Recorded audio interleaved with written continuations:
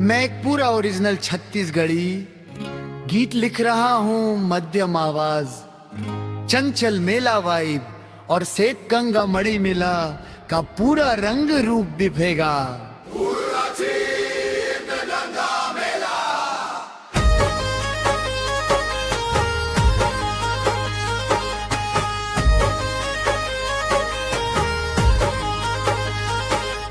सेत गंगा मेला ताया बेओ घूमेला, नचा गाना बाजे मन ह खुशी झूमेला। सेत गंगा मेला ताया बेओ घूमेला, माटी के महक मां जियारा झूमेला।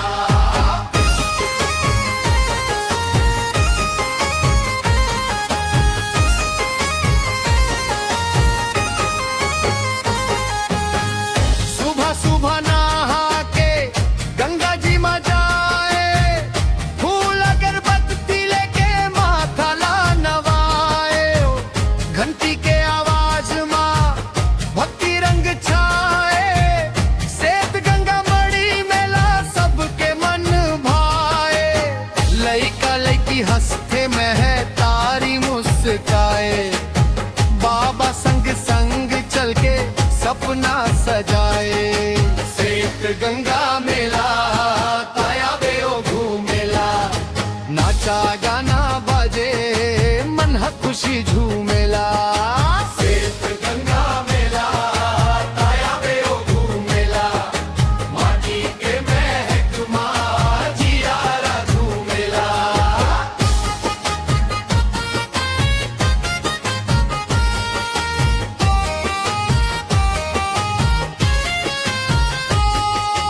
खिल्ली बतासा खुरमी चिला मेला के मजा कौनो नहीं मिला।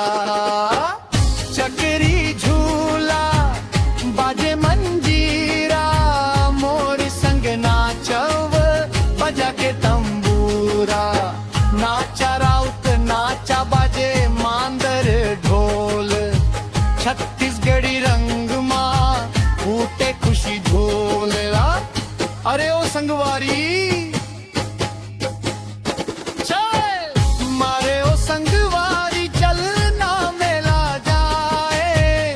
सेत गंगा माई के दर्शन पाए, फोटो वीडियो यादगार बना के मेला के खुशी ला दिल मां बसा के। दूर दूर ले लोगन मेला माथे, एक संग हंसते दुख सुख भुलाते। माटी के मोल रिश्ता के मन, सेत गंगा मेला। सेत गंगा मेला ताया बेओ घूमेला, नाचा गाना बाजे मन ह खुशी झूमेला। सेत गंगा मेला ताया बेओ घूमेला, छत्तीसगढ़ के माटी सोना जैसन दवेला।